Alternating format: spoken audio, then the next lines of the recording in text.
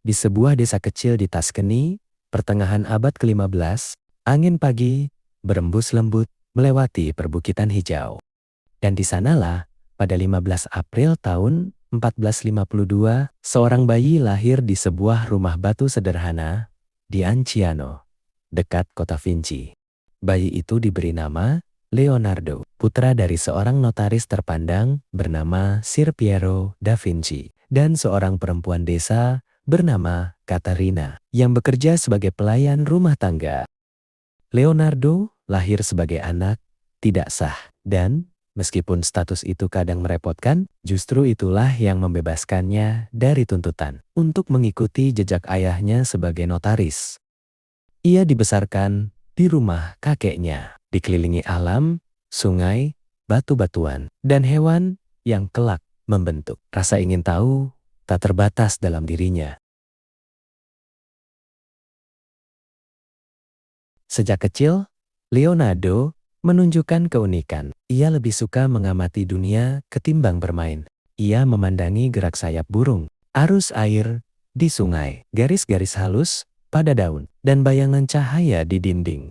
Orang-orang yang mengenalnya, termasuk pamannya Antonio, sering berkata bahwa Leonardo kecil memiliki mata yang tidak pernah berhenti bekerja.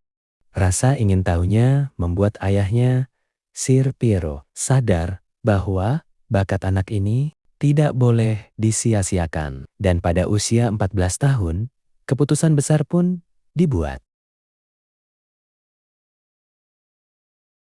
Pada 1466, Leonardo dibawa oleh ayahnya ke Firenze dan diserahkan kepada salah satu seniman terbesar masa itu, Andrea del Verrocchio, seorang pelukis, pematung, sekaligus insinyur.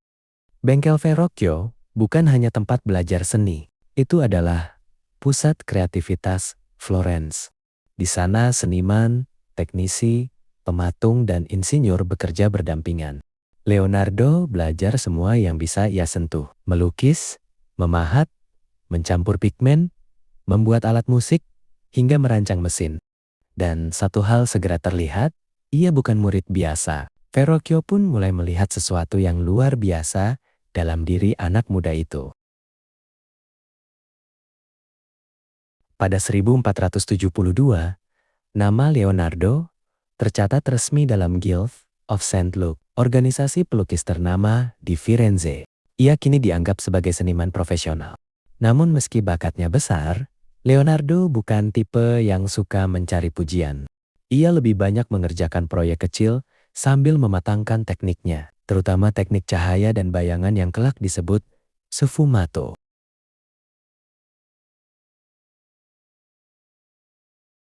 Pada Maret tahun 1481, Leonardo menerima pesanan penting dari biara San Donato a Scopeto, sebuah lukisan megah berjudul Adorazione dei Magi. Namun, karya itu tak pernah selesai. Ada panggilan baru untuk Leonardo. Panggilan yang akan mengubah seluruh hidupnya.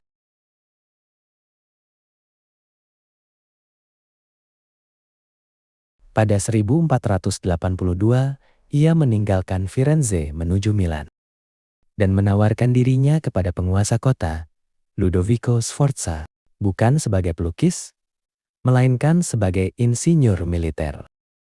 Dalam surat pengajuan dirinya, Leonardo menuliskan daftar panjang penemuan.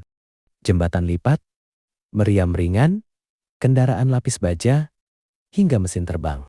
Ludovico terkesan, dan Leonardo pun bekerja di Istana Milan sebagai seniman, insinyur, arsitek, sekaligus ahli mekanik. Di Milan, ia mulai melukis Virgin of the Rocks 1483 dan terus menciptakan rangkaian-rangkaian luar biasa yang tampak seperti teknologi masa depan. Antara 1495 hingga 1498, Leonardo menciptakan salah satu karya paling berpengaruh dalam sejarah seni, The Last Supper. Ia tidak mengikuti teknik fresko tradisional. Ia menciptakan metodenya sendiri yang sayangnya membuat lukisan itu cepat rusak. Namun kecerdasan komposisi, Ekspresi dramatis para murid dan penggambaran momen emosional Kristus tetap menjadikan lukisan ini mahakarya yang tidak tertandingi. Pada Desember tahun 1699, Prancis menyerbu Milan dan menggulingkan Ludovico Sforza. Leonardo kehilangan pelindungnya. Ia meninggalkan Milan dengan membawa buku catatan, sketsa, serta mimpi yang belum selesai. Setelah singgah di beberapa kota, ia kembali ke Firenze pada awal 1500-an. Di sana, pada 1503, ia memulai lukisan yang kelak menjadi ikon dunia, Mona Lisa. Ia tidak hanya melukis wajah, ia melukis jiwa. Teknik sfumato yang ia kembangkan menghasilkan senyum samar yang hingga kini menjadi misteri terbesar dalam seni rupa. Antara 1508 hingga 1510, Leonardo benar-benar larut dalam riset anatomi manusia. Ia melakukan pembelahan mayat, mempelajari otot, tendon, jantung, bahkan janin dalam rahim. Ratusan ilustrasi ia buat begitu akurat, hingga banyak peneliti modern terkejut melihat detailnya. Jika catatan-catatan anatominya diterbitkan saat itu, mungkin perkembangan ilmu kedokteran akan melompat 100 tahun lebih cepat. Pada 1513, Leonardo pindah ke Roma di bawah perlindungan keluarga Medici. Namun masa ini tidak secerah sebelumnya. Persaingan antara ilmuwan dan seniman lain membuat ruang geraknya terbatas. Ia ingin bereksperimen, tetapi tidak mendapat dukungan.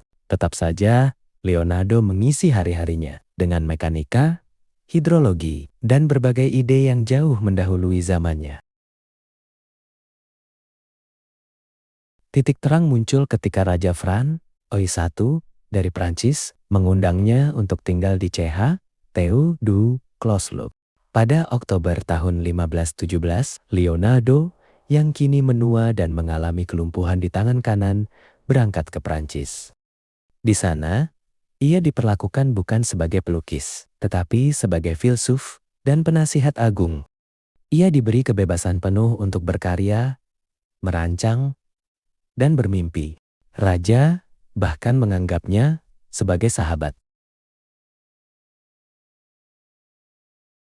Pada 2 Mei tahun 1519, di usia 67 tahun, Leonardo wafat di Clos-Loup. Ia meninggal dengan tenang, dikelilingi murid-murid dan orang-orang yang menghormatinya. Warisan yang ia tinggalkan bukan sekadar lukisan. Ia memberi dunia cara baru melihat alam, manusia, dan teknologi. Ia menggabungkan seni dan sains menjadi satu bahasa yang sama, bahasa keingintahuan tanpa batas. Kisah hidup Leonardo da Vinci adalah kisah seorang manusia yang tidak pernah puas dengan jawaban sederhana. Ia melihat dunia bukan apa adanya, tetapi apa yang bisa menjadi dari sayap burung yang menginspirasi mesin terbang hingga senyum Mona Lisa yang abadi.